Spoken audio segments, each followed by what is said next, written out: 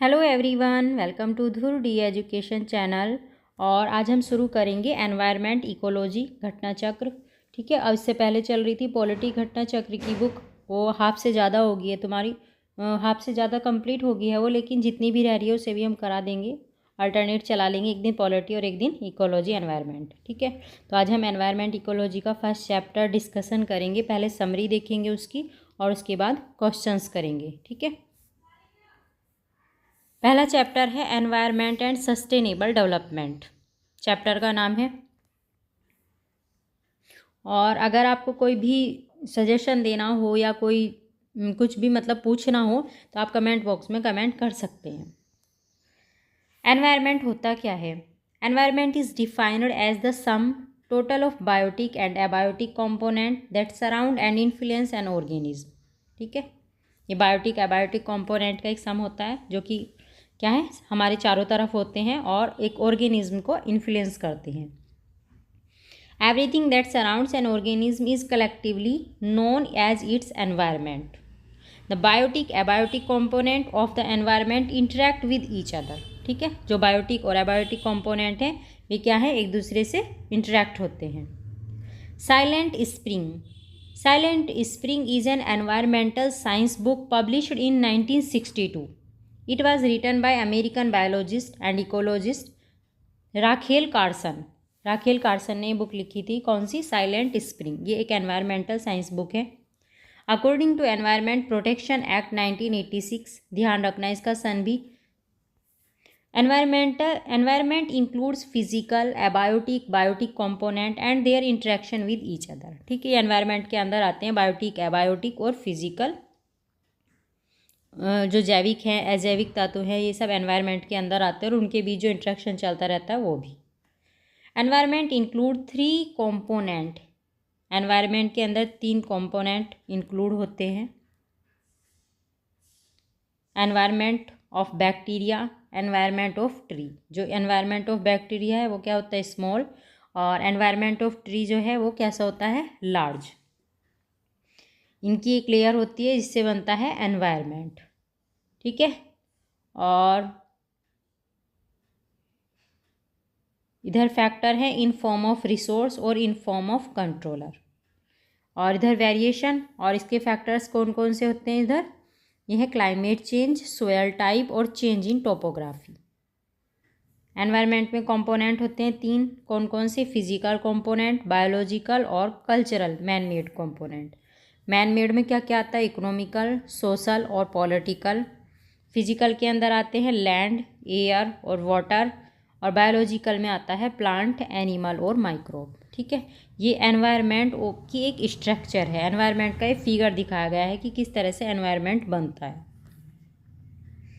Physical या abiotic component, इसमें क्या आती हैं? सोयल, एयर और वाटर। इन सबको ये फिजिकल कंपोनेंट के अंदर आती हैं। बायोटिक कंपोनेंट में आते हैं प्लांट, ह्यूमन, एनिमल और माइक्रो ऑर्गेनिज्म।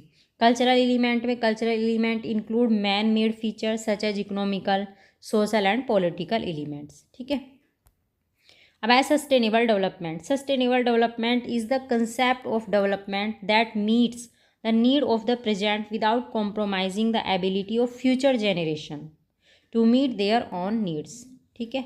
जितने भी जो हमारे पास रिसोर्सेज मौजूद हैं उनका इस तरीके से यूज करना है प्रेजेंट में कि वो जो आने वाली जनरेशन है उसके लिए भी वे सेफ रहें।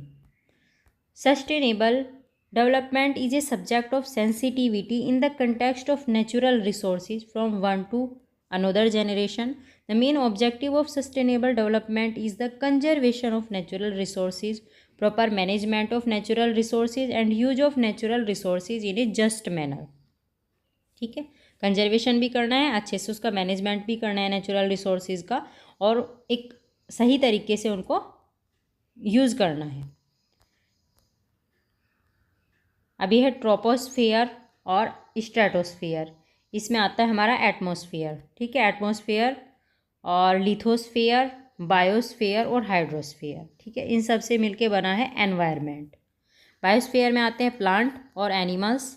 लिथोस्फियर में आते हैं माउंटेन, प्लेन और डेजर्ट। हाइड्रोस्फियर में ग्लेशियर, लेक, रिवर और ओशियन। ये सब आते हैं, ठीक है।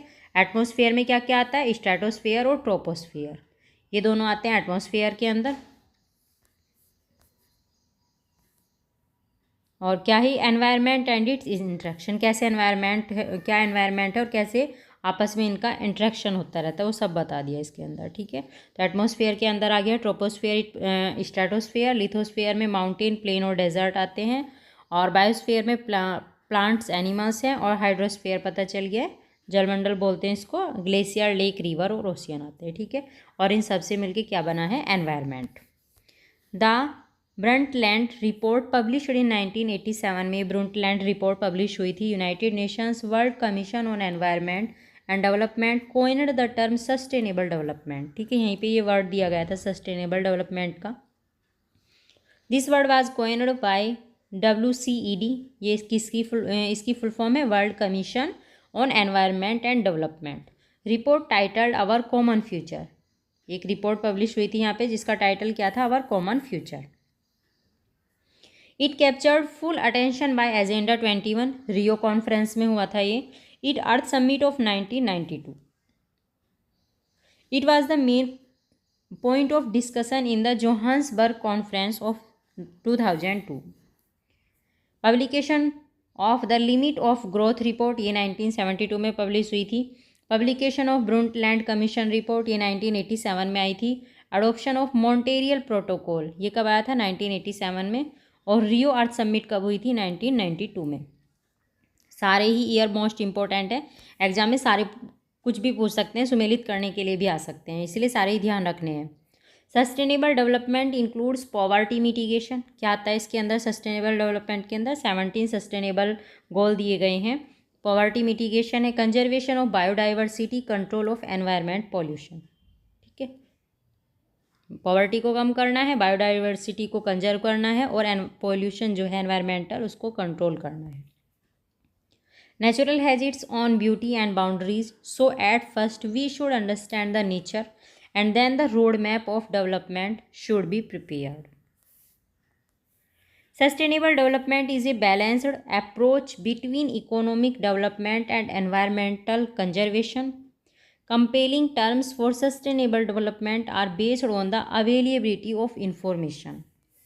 These information are obtained by remote sensing technology, statistical method, geographical information system, GIS बोलते हैं जिसको, environment information system. On the basis of these information, roadmap of development is prepared. अब क्या है ये इम्पोर्टेंट इंफॉर्मेशन है सस्टेनेबल डेवलपमेंट की related to environment. इसमें आते हैं नेचुरल हैबिटेट, नेचुरल रिसोर्सेज, और फंडामेंटल फैक्टर्स एनवायरनमेंट के, और स्टेटस ऑफ एनवायरनमेंट, ये तो आते हैं एनवायरनमेंट से रिलेटेड। और रिलेटेड टू ह्यूमन एक्टिविटी इसमें है population growth rate, population size है, resources and food availability, non compulsory structural facility, average standard of living and per capita income, और लेवल ऑफ टेक्नोलॉजी, ठीक है। क्या है ये, सस्टेनेबल डेवलपमेंट से रिलेटेड इंफॉर्मेशन बता दिए। एनवायरनमेंट से रिलेटेड क्या है सस्टेनेबल डेवलपमेंट, और ह्यूमन एक्टिविटी से रिलेटेड क्या है। अब है water and carbon cycle in nature. Environment includes biotic and abiotic factor. These factors interact with each other in general. This interaction occurs in a cyclic manner में होता है, ये cyclic manner में चलता है। The flow of energy and matter take place between these factors, abiotic and biotic, in a cyclic process. These cycles exist in nature in the form of carbon cycle बोलते हैं इसको, water cycle. CO2 is released in the atmosphere by a number of processes. Some of them are respiration, volcanic eruption, combustion of fossil fuels. इन सब से क्या निकलती है, CO2 release होती है एटमॉस्फेयर के अंदर। Autotrophic plants perform photosynthesis wherein they use CO2 and water in the presence of sunlight and chlorophyll to produce carbohydrates, ठीक है। जो ऑटोट्रॉफिक, जो खुद ही अपना फूड तैयार करते हैं, उनको ऑटोट्रॉफिक प्लांट्स बोलते हैं। और ये क्या करते हैं, फोटोसिंथेसिस की प्रोसेस चलती है जिसमें CO2 का यूज करते हैं, वाटर का यूज करते हैं सनलाइट की प्रेजेंस में, ठीक है, और क्लोरोफिल की प्रेजेंस में। और क्या प्रोड्यूस करते हैं, carbohydrates, to produce carbohydrates. It is noteworthy that carbon is found in various forms on the earth. Element carbon is generally found in nature as 3 crystalline allotropes forms. Graphite के रूप में मिलता है कार्बन, फुलेरीन और diamond. ठीक है, ये carbon के 3 क्या हैं, एलोट्रॉप्स फॉर्म हैं। In compound form it is form in the form of CO2। Compound form कैसी है इसकी, CO2 है, कार्बोनेट्स हैं और हाइड्रोजन कार्बोनेट्स है। Carbon is also recycled by different physical and biological process. अब क्या है ये कार्बन साइकिल बताया है इन्होंने नेचर में। कार्बन साइकिल कैसे चलता है, जैसे वाटर साइकिल चलता है ना, उसी तरह से कार्बन साइकिल चलता है। Solar radiation plays the most important role in the water cycle. Solar radiation initiates water cycle by evaporating water. Humidity is defined as some measure of the water vapor content of air. The term humidity is a general term of quantity, the amount of water vapor in the gas. ठीक है, humidity क्या है, ये water vapour का amount होता है कि कितनी वाटर वेपर एनवायरनमेंट में मौजूद है, उसकी क्वांटिटी को दर्शाता है ये। Significantly humidity is measured using A hygrometer. से ह्यूमिडिटी को मेज़र किया जाता है, या फिजिक्रोमीटर, ठीक है, फिजिक्रोमीटर से, हाइग्रोमीटर या psychrometer. The water cycle is driven primarily by the energy from the sun. The solar radiation drives the cycle by evaporating water from the oceans, lakes, rivers and even the soil. It forms water droplets and clouds, where water droplets eventually gain enough mass to fall back to earth. The water cycle is essentially a closed system. ये कैसा है, closed system है, which means that the volume of water that is in the hydrosphere today is the same amount of water that has always been present in the earth system. अब water cycle की image है ये, ठीक है, इसमें देख लेंगे water cycle की इमेज है। वाटर जो है क्या होता है, ओशियन और रिवर में जो वाटर होता है वो हीट बन के एवापोरेट होता है, और उससे क्या बनते हैं, क्लाउड बनते हैं। फिर जैसे ही लो टेम्परेचर होता है, वाटर कंडेंस होना शुरू हो जाता है, और उसके बाद रेन के रूप में वो फिर वापस धरती पे आ जाता है, और फिर धीरे धीरे क्या होता है, वाटर सीपेज हो जाता है, मतलब फिर दोबारा से अर्थ की अंडरग्राउंड, मतलब ग्राउंड में चला जाता है वाटर। तो यही प्रक्रिया चली रहती है, इसको क्या बोलते हैं, वाटर साइकिल। ठीक है, देख लेंगे इसे एक बार। Many transplanted seedlings do not grow because most of the root hairs are lost during transplantation. The function of root hair is to collect water and mineral nutrient present in the soil and take this solution up through the root to the rest of the plant. ठीक है, इन्होंने कहा कि बहुत सारे plant जो हैं seedling, वे क्यों नहीं ग्रो हो पाते हैं, क्योंकि उनकी जो रूट है वो ही ख़राब हो जाती है। उनसे ट्रांसप्लांटेशन के दौरान जो रूट हेयर हैं उसके वे ख़राब हो जाते हैं, क्योंकि रूट हेयर ही वो है जिससे वाटर और मिनरल जो है वो ट्री तक पहुंच पाता है, तो इसलिए नहीं ग्रो कर पाते वे। ठीक है, दिखाया इसके अंदर figures in imbibitions of water from soil, कैसे लेते हैं वाटर सोयल से। These are made up of cellulose and nominal pectin which helps it as a gelling agent with the soil. Another reason is the use of fertilizers which increase the concentrations of the soil and make it difficult for plants to absorb water. This situation caused desiccation of plant cells causing the leaves to turn brown. ठीक है, अब है atmosphere. The thin layer of gases surrounding the earth is called the atmosphere. The atmosphere is majorly consist of nitrogen से oxygen CO2, इन सबसे मिलके बनता है atmosphere. The air around is a mixture of gases. ठीक है, जो air इसके atmosphere के अराउंड होती है बहुत कुछ गैसेस के मिलकर बनती है। अब जैसे ये ऑक्सीजन है, एनिमल्स लेते हैं इसको, एनिमल्स क्या करते हैं, CO2 रिलीज़ करते हैं, और प्लांट क्या करते हैं, वो CO2 को एब्जॉर्ब करते हैं फिर, तो ये बैलेंस बना रहता है O2 और CO2 के बीच में। The share of various gases in the composition of air is as follow. कौन कौन सी गैसेज होती हैं एटमॉस्फेयर के अंदर, नाइट्रोजन है सबसे ज़्यादा होती है 78.08%, ऑक्सीजन है 20.95% होती है, आर्गन 0.93% है, और CO2 0.036% है। ठीक है, इन सब का ध्यान रखना है। ये जो ऊपर की जो 4 है ना, वैसे तो सबका ही ध्यान रखना है, क्योंकि ये किसी भी तरीके से पूछी जा सकती है, परसेंटेज के रूप में भी, या फिर वैसे भी सुमेलित करने के लिए भी आ सकती है, या क्रम में भी लगाने के लिए आ सकते हैं, कौन सी गैस सबसे ज़्यादा है, कौन सी कम है। ठीक है, तो सबका ही ध्यान रखना है।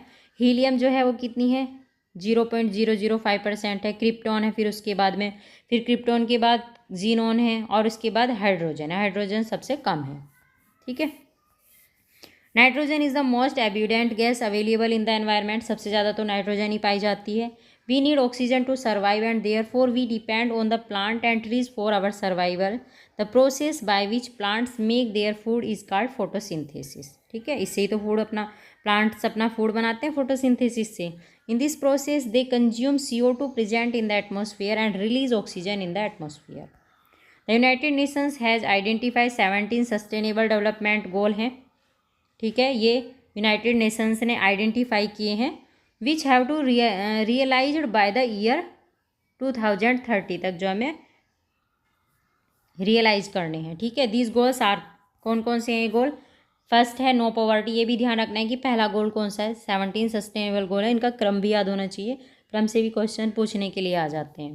पहला है no poverty, end poverty in all its form everywhere. ठीक है, सबसे पहले तो पॉवर्टी को एंड करना है। दूसरा है zero hunger, end hunger, achieve food security and improved nutrition and promote sustainable agriculture. ठीक है। तीसरा सस्टेनेबल गोल है गुड हेल्थ एंड वेलबींग। पहला पॉवर्टी, दूसरा जीरो हंगर, तीसरा है good health and wellbeing. Ensure healthy lives and promote wellbeing for all at all age. ठीक है। फिर है quality education, ensure inclusive and equitable education and promote life long learning opportunities for all. सबको equality education देनी है। उसके बाद है 5th नंबर का gender equality, achieve gender equality and empower all women and girls. ठीक है, सबको, वुमेन और गर्ल जो है इनको सबको एम्पावर करना है, जेंडर इक्वेलिटी को अचीव करना है। 6th है clean water and sanitation, ensure availability and sustainable management of water and sanitation for all. 7 affordable and clean energy, ensure access to affordable, reliable, sustainable and modern energy for all. सबके लिए affordable और clean energy ensure करनी है। 8 number है decent work and economic growth, promote sustained inclusive and sustainable economic growth, full and productive employment and decent work for all. ठीक है। 9 number का है industry innovation and infrastructure, build resilient infrastructure, promote inclusive and sustainable industrialisation and foster innovation. 10 है reduce inequalities with in the among countries. ठीक है, जो countries है उनके बीच में क्या करना है, इनइक्वालिटी को रिड्यूस करना है। 11 नंबर का है सस्टेनेबल सिटीज़ और communities, make cities and human settlement inclusive, safe, resilient and sustainable. Responsible consumption and production, ensure sustainable consumption and production pattern. Climate action 30 number पे आ गया है, take urgent action to combat climate change and its impact. ठीक है, जो climate change हो रहा है उस पर अर्जेंट एक्शन लेने हैं। लाइफ बिलो वाटर 40 नंबर पे है, conserve and sustainably use the oceans, seas and marine resources for sustainable development. ठीक है, जो ओशियन, सी और मैरीन रिसोर्सेज हैं उनका इस तरीके से यूज करना है कि वो फ्यूचर वाली जनरेशन के लिए भी सेफ रहें। Life on land, combat desertification, sustainably manage forest, half and reserve land degradation and half biodiversity loss.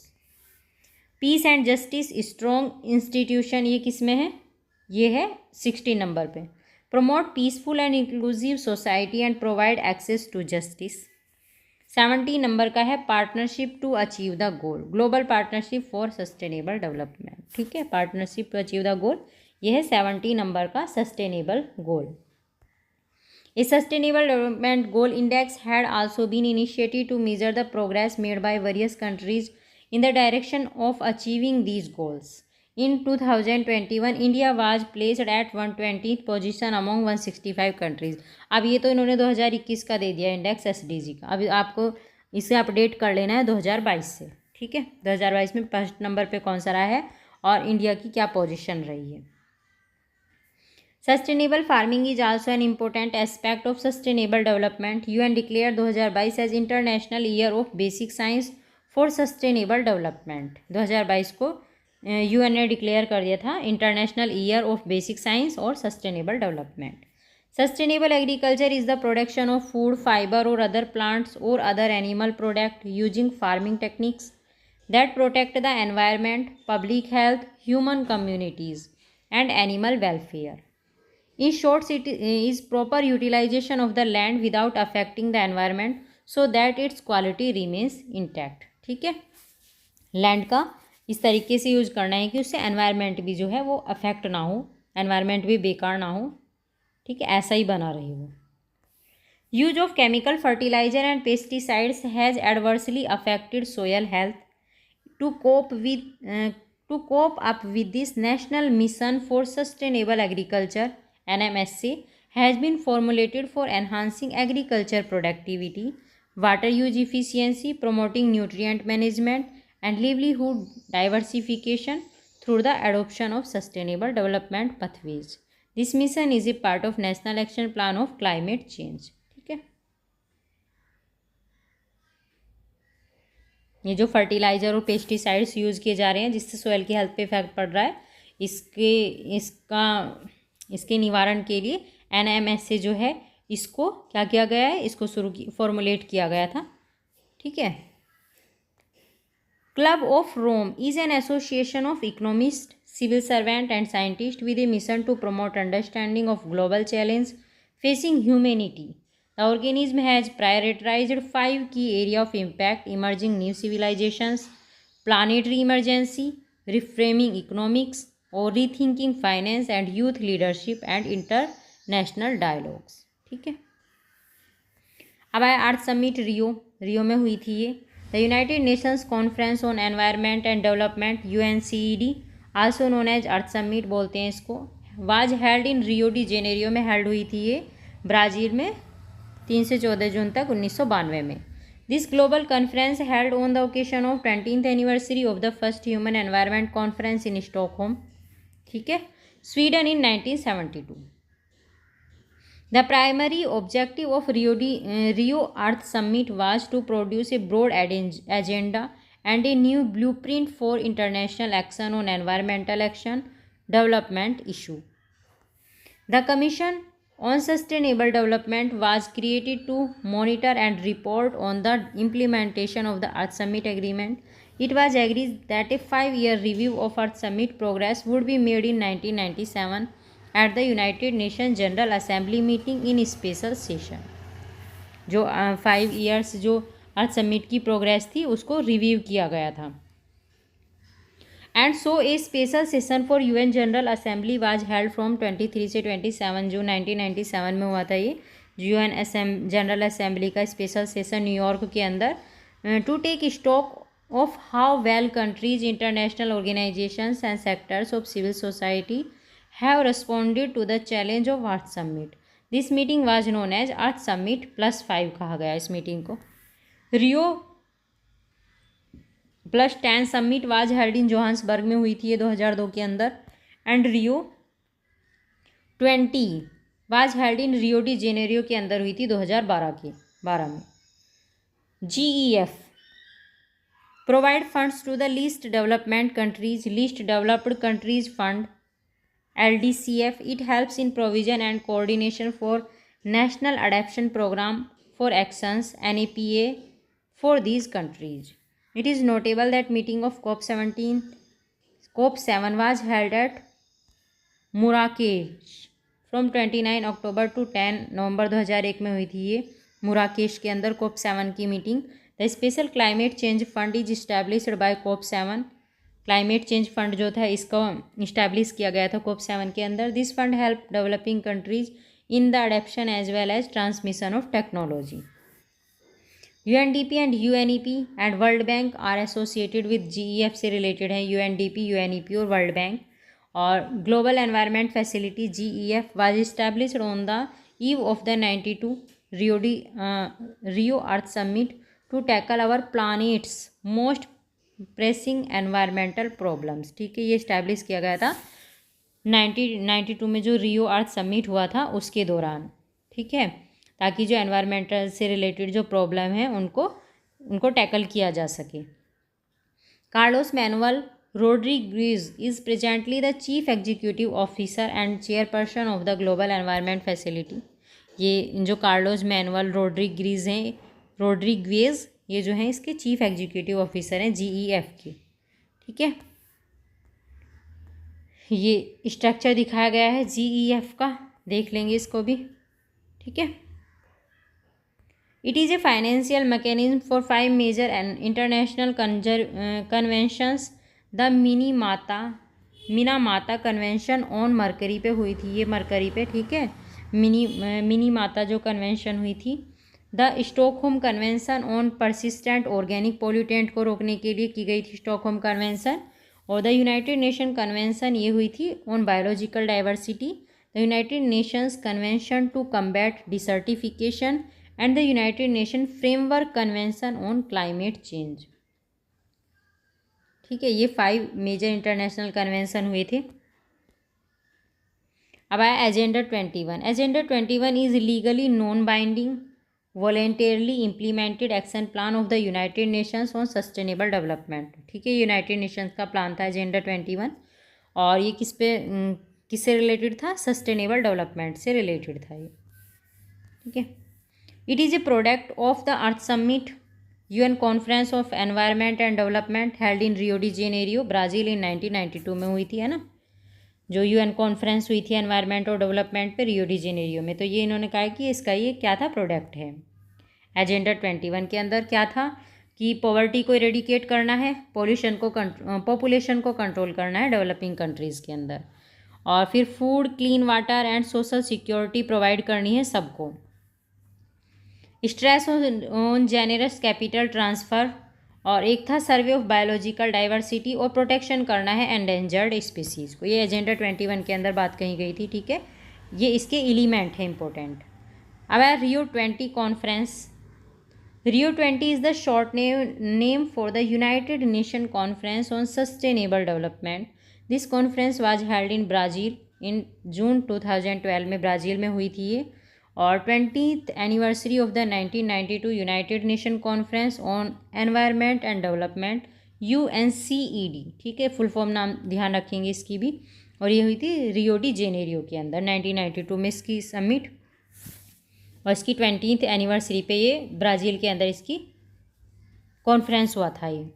The conference outcome document and title the future we want, ये इसका टाइटल था, was a call to action for governments, business and UN alike to support countries interested in the transition to a green economy. Page की क्या full form है?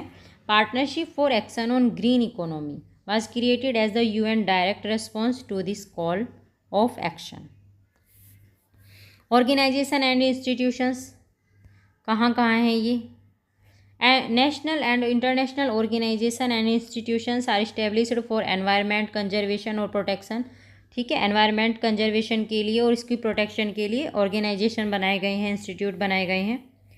National environment engineering research institute, ये नीरी की full form है, और कहाँ है इसका हेडक्वार्टर? नागपुर महाराष्ट्र के अंदर है। It was established as central public health engineering research institute CPHERI, ठीक है, सिफरी, in 1958 to focus on water supply पे फोकस किया था इसमें, sewage disposal and related disease and to some extent on industrial pollution.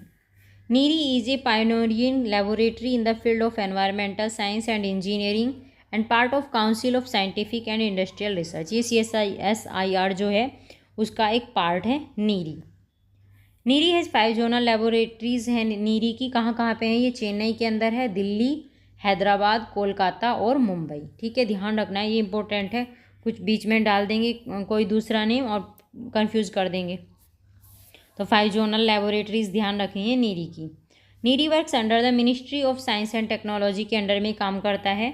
The national environmental appellate authority एक है NEAA, better known as NEA, was set up by Ministry of Environment and Forest to address cases in which environment clearances were required in certain restricted areas. It was established by the National Environment Appellate Authority Act 1997 to hear appeal with respect to restriction of areas in which any industry's operation of process shall not be carried out subject to certain safeguards under the Environment Protection 1986. ठीक है। WMO जो है ये भी environment से related है। World Meteorological Organization provide a framework for international cooperation in the development of meteorology and operational hydrology and their practical application. WMO is an intergovernmental organization है ये, और कितने मेंबर इसके अंदर? 193 मेंबर हैं इसके अंदर। एंड टेरिटरीज WMO है was originated from the International Meteorological Organization, ये IMO से ही ओरिजिनेट हुआ है WMO। और कब फाउंड हुआ था ये? 1873 के अंदर ये फाउंड हुआ था। The exchange of weather information across national borders. WMO became a specialized agency of the United Nations on 17 मार्च 1951 को ये UN की एक स्पेशलाइज्ड एजेंसी बन गई थी। World Meteorological Convention was implemented on 23 March 1950 को हुआ था। WMO हैज़ इट्स क्वार्टर, कहाँ है WMO का हेडक्वार्टर? जेनेवा के अंदर है, स्विट्जरलैंड की। Its current secretary general is Petteri Taalas, ठीक है, जिसके जनरल सेक्रेटरी हैं प्रेजेंट में। And president is Gerhard Adrian of Germany, ठीक है। UNEP United Nations Environment Programme was established in 1972 में बना था ये, और its headquarter is Nairobi, Kenya के अंदर इसका हेडक्वार्टर है UNEP का। और हेड ऑफ UNEP कौन है? एंडरसन, इंगर एंडरसन है डेनमार्क की एट प्रेजेंट में। EPA environment protection agency is an agency of the US की एजेंसी है ये EPA, और ये इस्टेब्लिश हुई थी 2 दिसंबर 1970 को for enforcing standard and law that promote the health of human individuals and the environment. Greenpeace International is a non-governmental organization. Its headquarter in कहाँ है? एम्स्टर्डम में हेडक्वार्टर है Greenpeace International का, एम्स्टर्डम नीदरलैंड के अंदर। नीति national institution for transforming India, इसकी full form ध्यान रखनी है, ठीक है। आयोग इज ए नोडल इंस्टीट्यूशन है ये for coordination and implementation of sustainable development goals in India, ठीक है। ये इसके साथ इसके लिए क्या है? ये एक नोडल एजेंसी है Niti Aayog. Act related to environment conservation, अब एक्ट बता रहे हैं। अभी तक तो ये ऑर्गेनाइजेशन बताए थे कौन कौन से ऑर्गेनाइजेशन हैं जो एनवायरनमेंट के प्रोटेक्शन से रिलेटेड हैं। अब एक्ट देखेंगे। Some act are passed for promoting conservation of environment. The environment protection act was passed in India 1986 में एनवायरनमेंट प्रोटेक्शन एक्ट पास हुआ था इंडिया के अंदर। The environment protection act 1986 is known as umbrella legislation भी बोलते हैं इसको, ठीक है। The act 1986 act was passed for the purpose of implementation of decision that were taken by United Nation conference on the human environment held in Stockholm in 1973.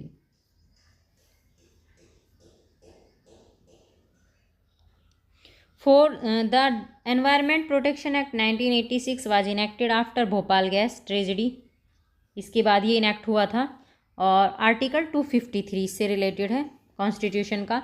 This act provide a framework of the two the central government for coordination of the activities of various central and state authorities under the various previous law. The Genetic Engineering Approval Committee is constituted under the Environment Protection Act 1986. इसके under में ही बनी थी genetic engineering approval committee. On 22 July 2010 genetic engineering approval committee was renamed as genetic engineering appraisal committee, ये इसका नाम हो गया था 2010 में। The National Green Tribunal was established on 18 October 2010 को बना था नेशनल ग्रीन ट्रिब्यूनल NGT, ठीक है। National Green tribunal act 2010 for effective and expeditious disposal of cases relating to environment protection and conservation of forest to provide the right to healthy environment constructed as a part of right to a life under article 21, ठीक है। जो एक healthy environment है ना, ये भी एक क्या बन गया है? ये भी हमारा एक राइट बन गया है। ठीक है। Justice Adarsh Kumar Goel is the present chairperson of NGT. At present में देख लेना कौन बन गए हैं। ठीक है। It was established to solve the problems relating to the environmental safety, forest conservation, enforcement of legal rights, and to provide compensation to the victim for their property damage. This tribunal will help to reduce the number of trials which are pending in high courts में जो pending पड़ रहते हैं उनके trials को reduce करेगा ये जो NGT है। Tribunal is bound to solve applications and petition within 1 month from the time of their filing। ठीक है। और ये environment से related matters को देखेगा। Environment some important fact हैं एग्जाम के लिए। क्या important fact हैं? Excess urbanization and industrialization is a challenge for sustainable development goal, ecology, environment and biodiversity conservation। ठीक है। तो इसके लिए क्या चैलेंज है? अर्बेनाइजेशन और industrialisation. Green development is a book written by W.M. Adams के द्वारा लिखी गई थी। कौन सी बुक है? Green development. The full name of this book is green development, environment and sustainability in a developing world. ये बुक का नाम है। First edition of this book was published in 1990 में इसका पहला एडिशन पब्लिश हुआ था। ठीक है। Masanobu Fukuoka the discover and innovator of natural farming was a Japanese farmer and philosopher. ठीक है। इन्होंने नेचुरल फार्मिंग को डिस्कवर किया था मासानोबो फुकुओका ने। Australia launched green army launch की है ऑस्ट्रेलिया ने फॉर एनवायरमेंटल कंजर्वेशन के लिए, in which 15,000 youngsters of age 17 से लेके 24 तक के साल वाले जो ईयर तक के जो नौजवान होंगे वे इसमें शामिल किए जाएंगे। Under an agreement between Markfed of Punjab and Sahyog group of Israel on 21 April 2001 the vegetables are grown by green house farming in Punjab. Mixed cropping, organic manures, nitrogen fixing plants and pest resistant crop varieties are the best strategy for environment friendly sustainable development goal in agriculture। ठीक है। ये सब इन्होंने बताई हैं कि ये best economic क्या है? एनवायरमेंट फ्रेंडली एक्टिविटीज़ हैं ये।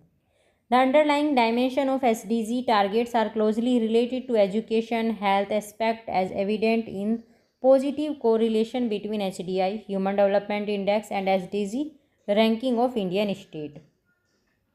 वर्ल्ड एनवायरनमेंट डे मनाते हैं हम 5 जून को। The first world environment day कब मनाया गया था? 1974 में। स्टॉकहोम समिट हुआ था 1972 में और it was the first world summit on environment. It was decided in this summit that world environment day will be celebrated on 5 June. ठीक है। In 2018 theme of world environment day क्या थी? Beat plastic pollution. अब आपको ध्यान रखनी है 2022 की क्या थीम थी। India was the global host of 2018 world environment day. World environment day 2019 was hosted by China के द्वारा होस्ट किया गया था और इसकी थीम थी air pollution. In 2020 theme of world environment day क्या थी? Biodiversity. This year host is Colombia in partnership with Germany. यहाँ पे ये होस्ट हुई थी। Pakistan hosted world environment day 2021। ये पाकिस्तान में हुआ था।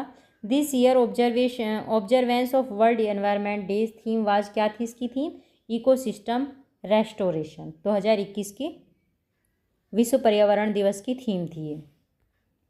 World environment day 2022 theme only one earth focus on living sustainably in harmony with nature. ये 2022 की थीम थी। ठीक है।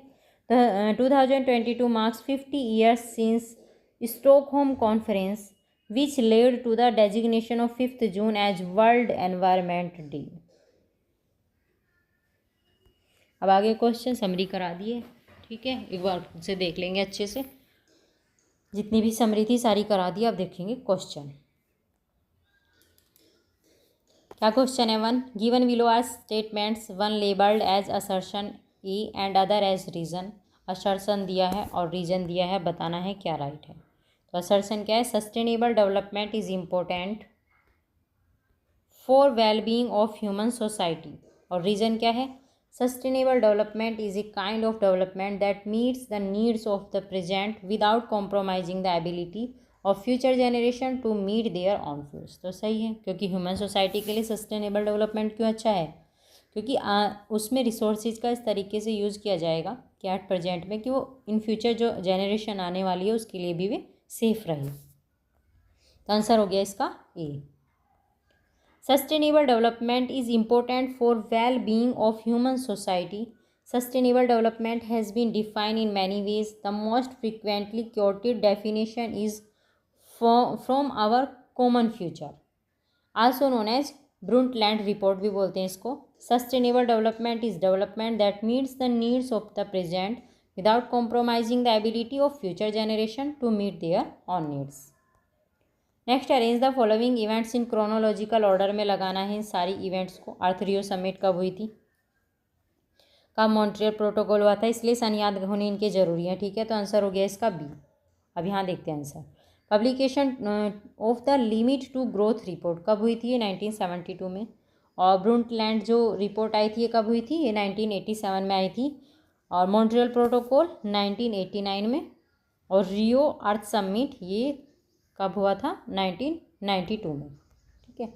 The discussion on sustainable development was started after submitting a report on environment to the United Nations in 1987. This report was, क्या था इस report में, ये रिपोर्ट थी Our Common Future. After the submission of the report Our Common Future, also known as Brundtland Report, which was published by World Commission on Environment and Development in 1987. ठीक है, WCED के द्वारा ये publish की गई थी, our Common future. ठीक है, और इसको बोलते हैं Brundtland report. The discussion on sustainable development was started, इसी में सस्टेनेबल डेवलपमेंट का डिस्कशन स्टार्ट हुआ था।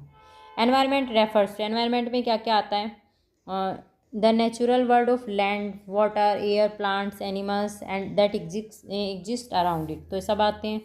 और the sum total of conditions which surround human beings at a given point of time, ये भी एनवायरनमेंट में आता है। और the interacting system of physical, biological and cultural elements which are interlink, तो ये सब क्या है, ये एनवायरनमेंट के अंदर ही आते हैं। तो आंसर हो गया इसका D. The word environment is derived from the French word environ which means to encircle और सराउंड, जिसका मतलब क्या है, encircle. The environment is a very broad concept and involves everything that affects an organism during its lifetime. It is the totality of all social, biological, physical and chemical elements, individually as well as collectively, that compose nature and human-made surroundings. It refers to the total of conditions which surround man at a given point in space and time. The environment is defined as the social, cultural, physical conditions that surround, affect and influence the survival, growth and development of people, animals और plants। ठीक है, तो ये सब क्या है, environment है, जो भी हमारे चारों तरफ है, हमारा कल्चरल कंडीशन, फिजिकल कंडीशन, जो भी हमारे डेवलपमेंट में जिसके द्वारा हमारा डेवलपमेंट हो रहा है ना, एनिमल्स का डेवलपमेंट हो रहा है, प्लांट्स का हो रहा है, तो ये सब क्या है, हमारा एनवायरनमेंट है। As define in the environment protection act 1986, environment include, environment में क्या है, 86 जो एनवायरनमेंट प्रोटेक्शन एक्ट हुआ था उसमें क्या डेफिनेशन दी गई है कि environment include water, air and land and inter relationship which exist among the between water, air and land and human beings, other living creatures, plants, micro organism and property. ठीक है, अभी which of the following is not related to environmental protection, तो कौन सा नहीं related है, sustainable, poverty alleviation, air conditioning या use of paper bags. तो इसके अंदर एयर कंडीशनिंग ये नहीं रिलेटेड है, बाकी ये तीनों क्या है, एनवायरनमेंट से रिलेटेड है। आंसर हो गया इसका बी। देखो क्या बताया इन्होंने आंसर, पॉवर्टी एलिविएशन, सॉरी एक सेकेंड, आंसर बताया poverty alleviation, sustainable development, use of paper bags and positive impact of environment, while air conditioning has a negative impact on the environment as it affect the ozone layer. Poverty alleviation has both positive and negative impact on the environment. Alternatively poverty is indirectly linked to the environment, whereas sustainable development, use of paper bags and air conditioning directly affect the environment। अच्छा, ठीक है। ये तो directly effect करते हैं environment को, लेकिन जो पॉवर्टी एलिविएशन है वो इनडायरेक्टली इफेक्ट करता है। So if we consider the positive impact on the environment from poverty alleviation, so option C is correct. The environment protection act of India was enacted in, कब enact हुआ था ये? 1986 में enact हुआ था। When the Environment Protection Act for Preservation and Protection of the Environment was passed by the Government of India, तो कब pass हुआ था? 1986 में। मोस्ट इंपॉर्टेंट है, बार बार पूछा जा रहा है, ठीक है। अभी 2021 में जो 2021 में जो पेपर हुआ, 22 में जो पेपर हुआ था PCS का, उसमें भी पूछा गया था। In which of the following years the environment protection act was passed, कब पास हुआ था? 1986 के अंदर। The environment protection act in India was enacted in which of the following years? 1986, ठीक है। देख लो तो कितनी बार रिपीट हो रहा है question. Environment is a composite state of, किसकी कंपोजिट स्टेट है? बायोटिक फैक्टर भी होते हैं उसके अंदर, एबायोटिक भी होते हैं और फिजियोग्राफिक फैक्टर भी होते हैं, तो सबकी है। Environment may be divided into biotic and abiotic environments. The biotic environment is made up of biotic factor that और living things in the environment. Biotic environment में क्या आती हैं? Living things. और एबायोटिक और physical environment is made up of all the physical factors that affect organism. इसमें abiotic के अंदर क्या आता है? टेम्परेचर हुआ, लाइट इंटेंसिटी हुई और अमाउंट ऑफ अवेलेबल वाटर, ये सब एबायोटिक में आता है।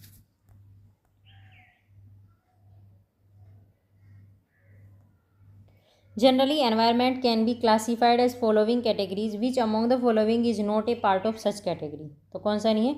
ऑपरेशनल एनवायरनमेंट नहीं है, बाकी फिजिकल, कल्चरल, बायोलॉजिकल ये सब हैं। Generally, environment can be classified as physical, cultural and biological environment.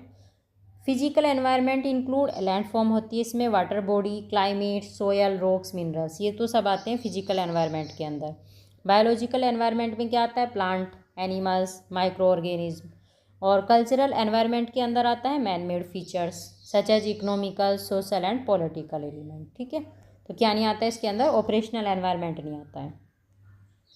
अब sustainable development is a matter of intergenerational sensibility in respect of the use of, तो किसके यूज़ के लिए? Natural resources. The concept of SD sustainable development was emphasised by the United Nations Conference on environment and development, which defined it as development that meets the need of the present generation without compromising the ability of future generation to meet their needs, ठीक है। Sustainable development is a matter of intergenerational sensibility in respect of the use of natural resources, ठीक है। Natural resources का ही तो ऐसे use करना है कि वे आने वाली जनरेशन के लिए भी बचे रहें। The main objective of sustainable development is just and prudent use of natural resources, its conservation and proper management. This term was explained in the WCED World Commission on Environment and Development report of 1987. Title क्या title था इसका? Our Common Future. Sustainable development was fully supported in the Agenda 21 में इसको fully support किया गया था। Declare in Earth Summit held in 1992. Sustainable development was a prominent issue of the Johannesburg summit 2002 में भी ये प्रोमिनेंट इशू रहा है। Notably the United Nations has identified 17 SDG goals बनाए हैं यूनाइटेड नेशंस ने, which have to be realised by 2030 तक ये इनको अचीव करने की बात कही गई है। A sustainable development index has also been initiative to measure the progress made by different nations in the direction of achieving 3 goals. Importantly, India was ranked 120 out of 165 nations in SDG Index 2021. आपको ध्यान रखना है 2022 का, ठीक है, देख लेंगे, इसको अपडेट कर लेना। What is blue carbon? Blue carbon क्या है? Carbon captured by oceans and coastal ecosystem, ठीक है। यहाँ से जो कार्बन कैप्चर होती है उसको बोलते हैं blue carbon. Blue carbon is simply the term for carbon captured by the world's ocean and coastal ecosystems. Sea grasses, mangroves, salt marshes along our coast captures and hold carbon, acting as something called a carbon sink.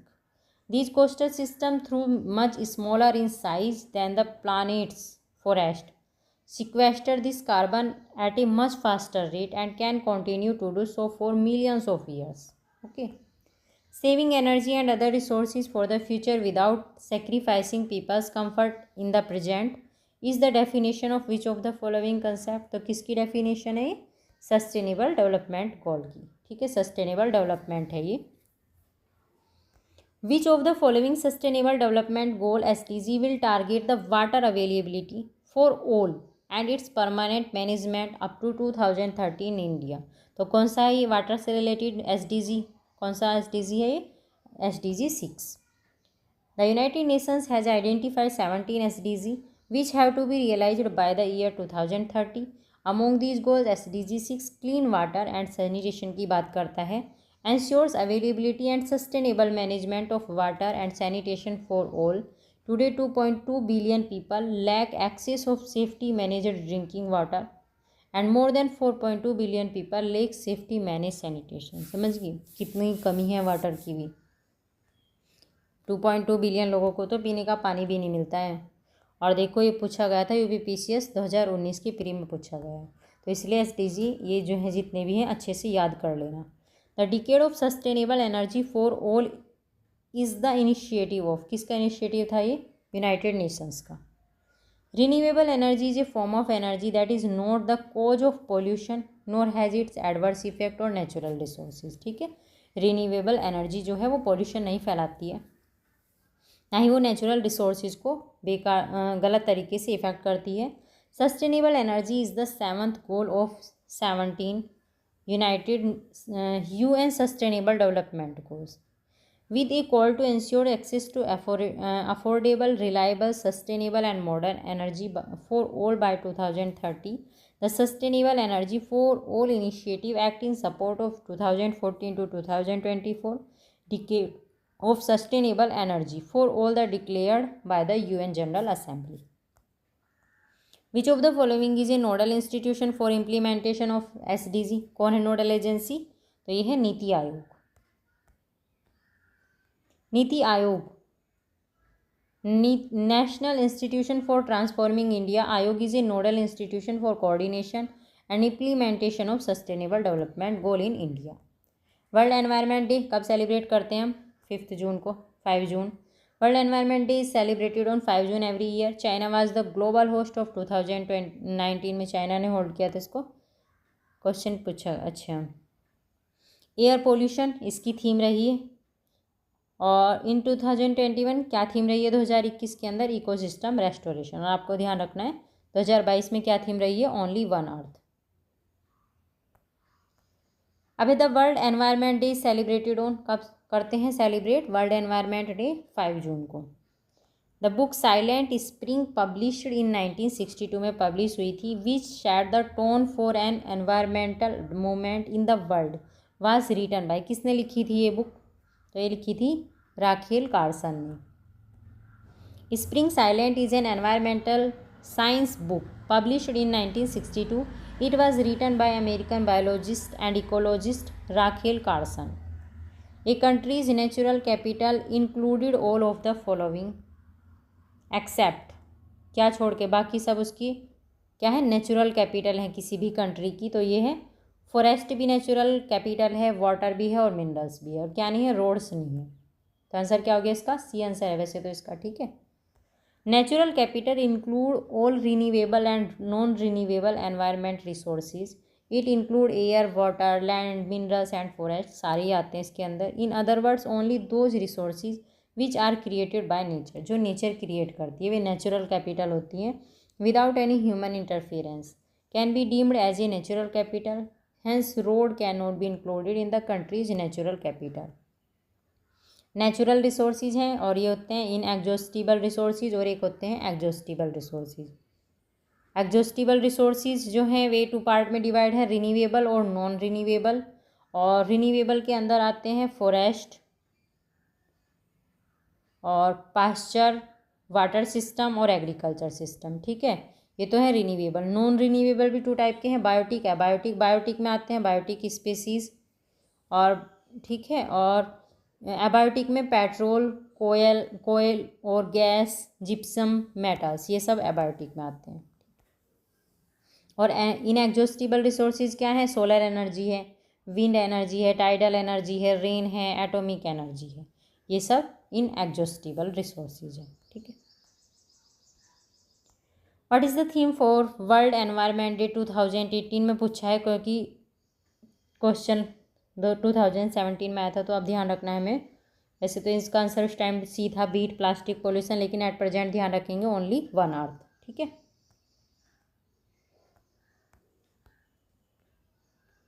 The main role of solar radiation is in, क्या है, water cycle.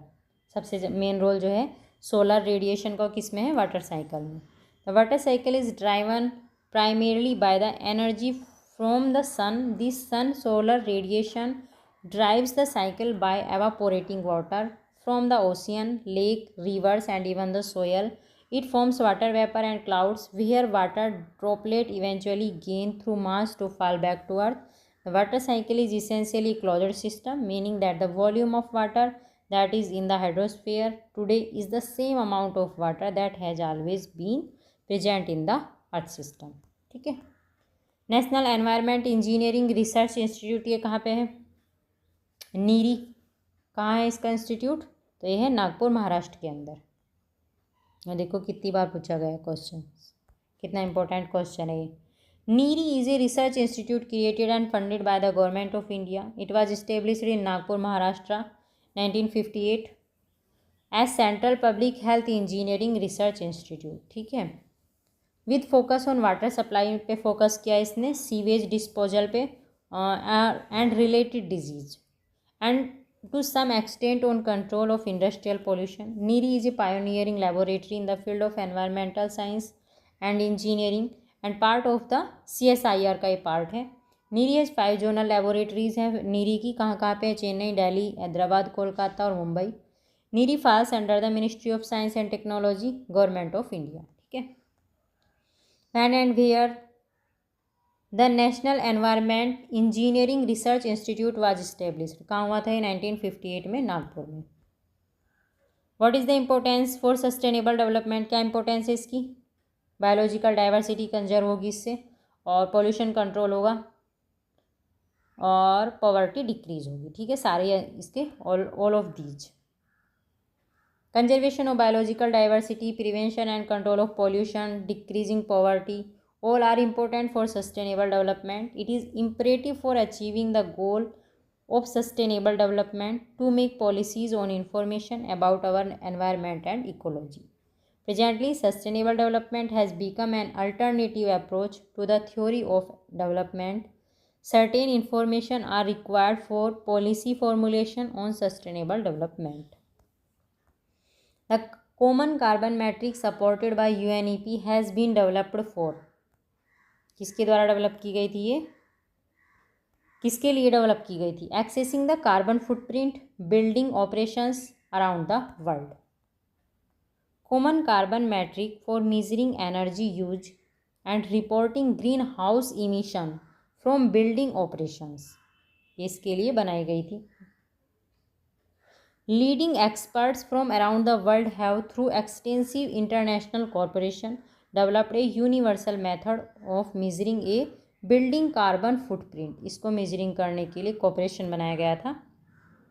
The common carbon matric is the calculation used to define measurement, reporting and verification for CHG emission associated with the operation of buildings, types of particular climate change. While it is not a building rating tool, it is consist with the method for assessing the environment performance of buildings used globally, such as World Business Council for Sustainable Development, World Resources Institute, CHG Protocol, etc.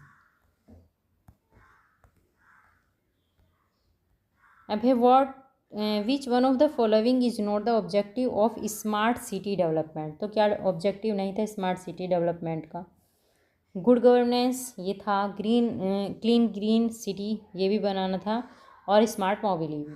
क्या नहीं था, stabilising quality of India, ये इसका purpose नहीं था। The smart city mission is an innovative and new initiative by the government of India to drive economic growth and improve the quality of life of people by enabling local development and harnessing technology as a means to create smart outcomes for citizens. तो क्या क्या है इस mission के अंदर?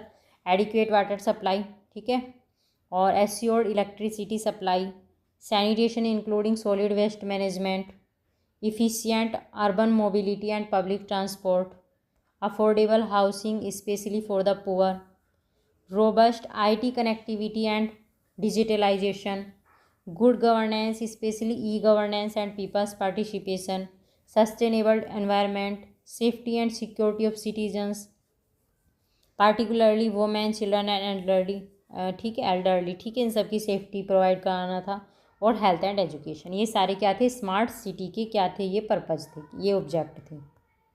अर्थ summit was held, कब summit हुई थी ये? रियो डी जेनेरियो में समिट हुई थी 1992 में।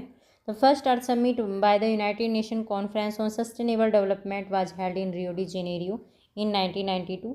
In 2012, the United Nations Conference on Sustainable Development was also held in Rio and is also commonly called Rio 20 or Rio Earth Summit 2012.